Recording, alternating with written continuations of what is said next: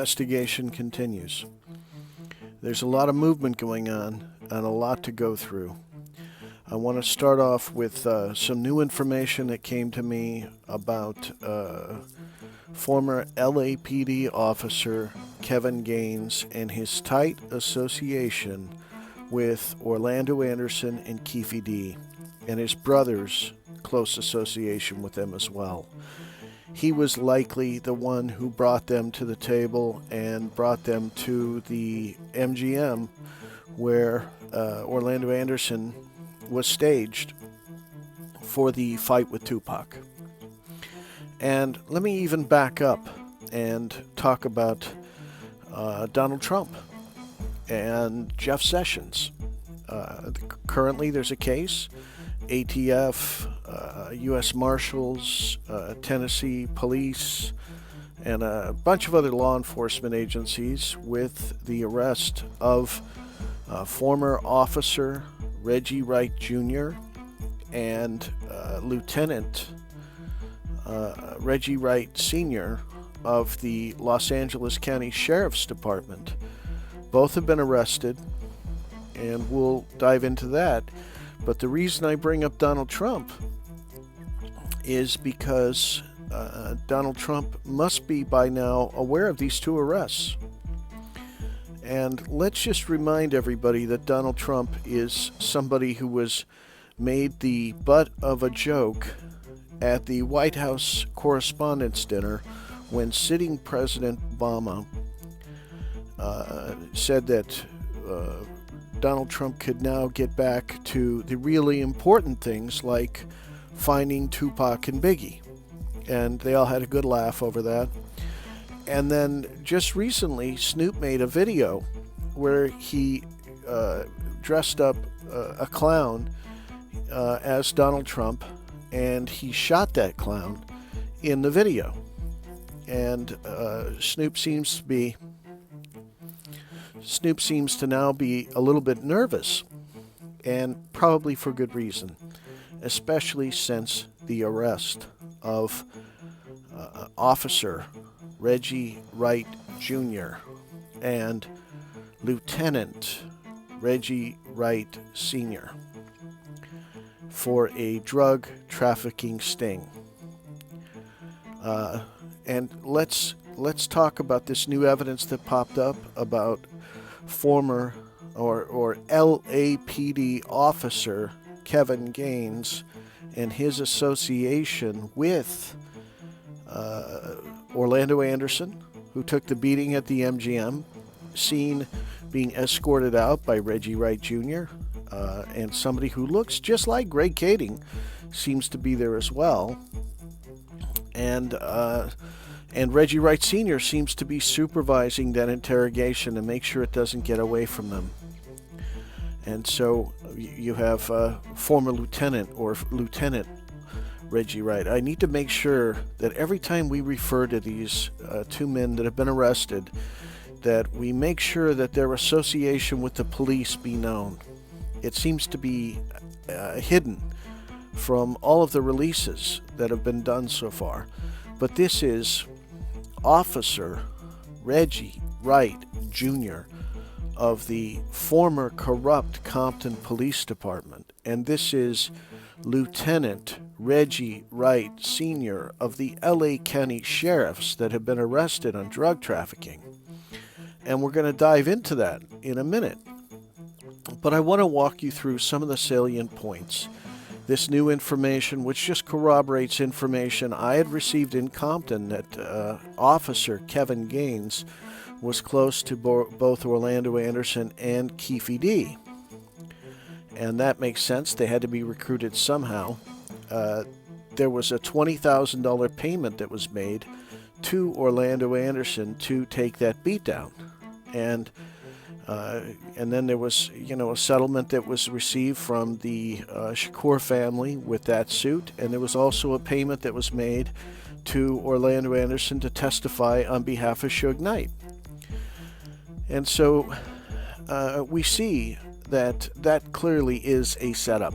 And the setup was to stop Tupac Shakur from getting to the casino. Because if Tupac would have gotten to the MGM casino and would have even placed that first bet, if he would have got on to some kind of a winning streak, he would have never left the casino, and the plans that night would have been thwarted. So they had to stage that fight. And there were probably other reasons to stage the fight, but that's the most recent piece of information that has surfaced. And there's quite a few people that are giving us valuable input. And now we're going to kind of walk through the whole thing. Suge Knight and Reggie Wright Jr. drove Sharitha and Officer Kevin Gaines to a hole in the desert at the time of the California Love shoot, and they left them for dead.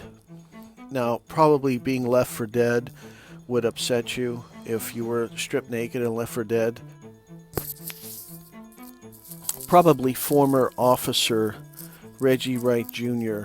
sent people back to collect Officer Kevin Gaines, LAPD Officer Kevin Gaines, and Sharitha Knight. But just the humiliation of having been driven at gunpoint, stripped naked, and left for dead. And that's all just a rumor, but it's the death row bodyguards that talked about that rumor. You also have Reggie Wright Sr. with Michael Moore at Lake Mead speculating about who would run Death Row Records if something happened to Suge. And lo and behold, later, something does happen to Suge.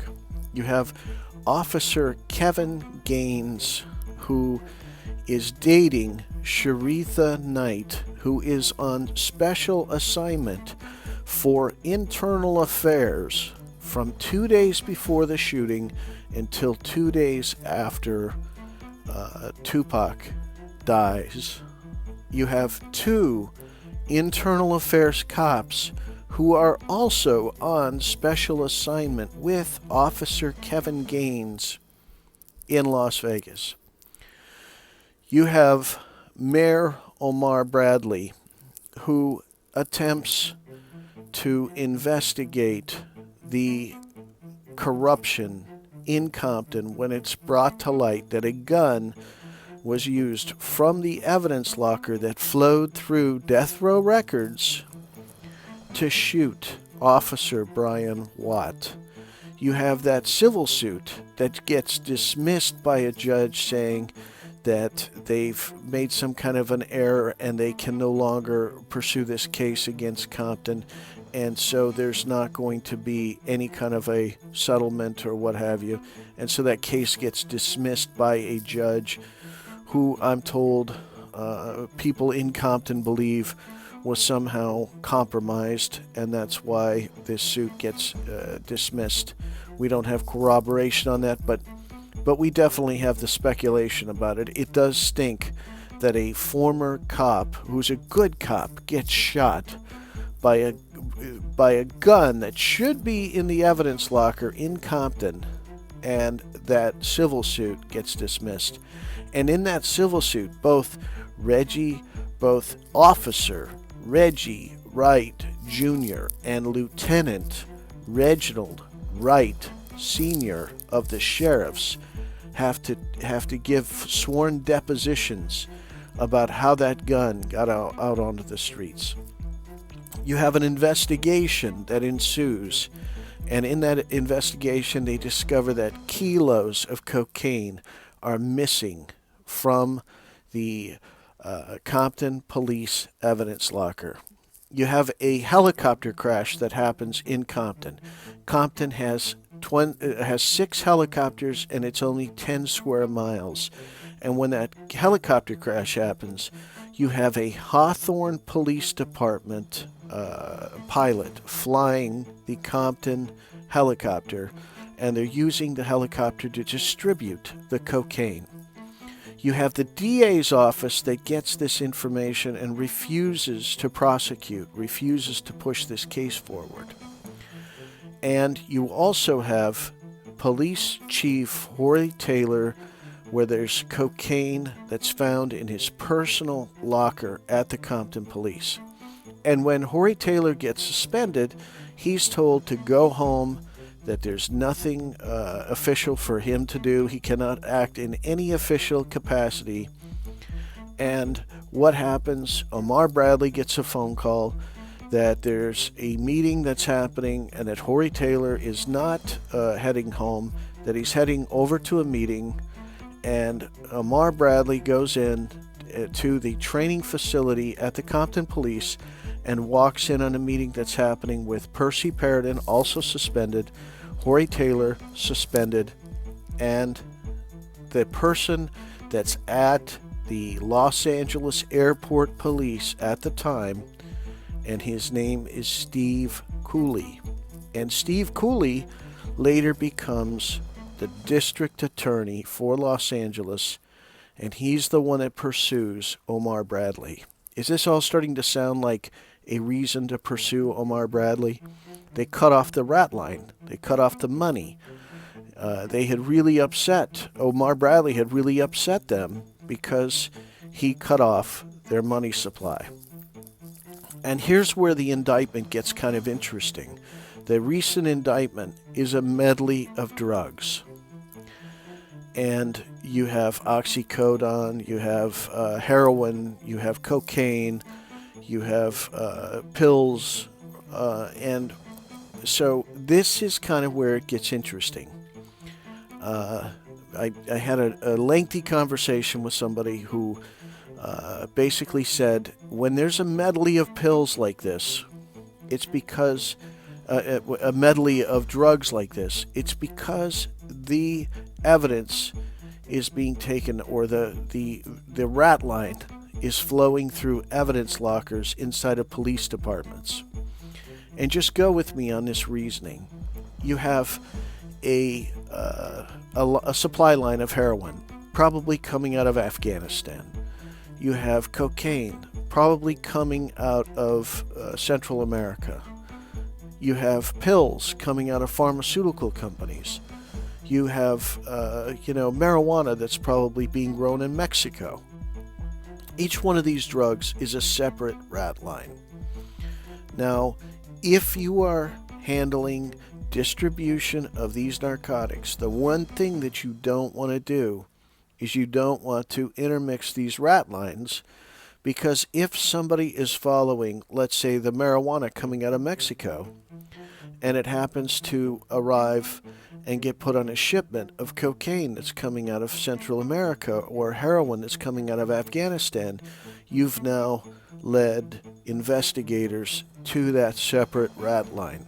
So distribution of a medley of narcotics indicates that this is coming out of police evidence lockers, and we know that there's former corrupt cops that are involved in this situation. We know that former LAPD detective Greg Kading has been offering cover for these corrupt cops.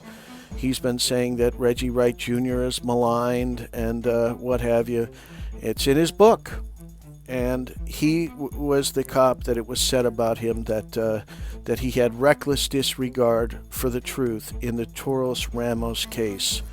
And so it looks to me like this whole thing could blow the lid on an awful lot of people, and it leads to the powers of corruption in Los Angeles. And so that's why this is such an important case. And the power structures are definitely shaking.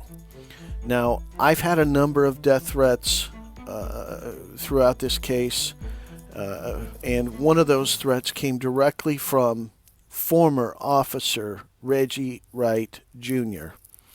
Law enforcement saw that threat, did nothing about it. I want all of you to know that these threats are continuing, and if something happens to me, you know where to look. You know who's going to be behind it. I am certainly shaking my fist at the corruption, and I'm saying that it's time for this to end. All of us have sinned. All of us have done wrong. This is all of our chance to help overcome those bad things that we've done in our lives to do something good here and to help purge the system of this corruption. We need all of you to send us more information and continue this. We need to compile this information. We need to send it to the U.S. Attorney's Office. And I have compiled all of this information. There are many other people that have it. So if something does happen to me, God forbid, this will not stop anything from going to the U.S. Attorney's Office. This will not stop this case from going forward. The Tupac assassination Battle for Compton movie pretty much spells out that Snoop Doggy Dogg, who made this video, a mock killing of Donald Trump, that Snoop Doggy Dogg was at least complicit, had prior knowledge of Tupac Shakur's murder. And so this is that chance to uproot all of this corruption and to get to the bottom of exactly what happened to Tupac and Biggie. And one more thing. Sheriff Jim McDonnell has compiled a list of 300 corrupt police officers. It's time to get that list released to the public. It's also time for the sheriffs to come clean about who was in that meeting with former lead detective Russell Poole, who was in charge originally of the Tupac and Biggie murders. It's time to come clean about who was in the meeting with Russell Poole. There's going to be a video coming out later today that's going to show faces, and we'll get that out to you as well. Anyway, appreciate all of you. Appreciate all of the information that you guys continue to send over. We are crowdsourcing the news. There's nothing that can stop the crowd. The crowd is getting mobilized, and there's safety in the crowd. Thank you.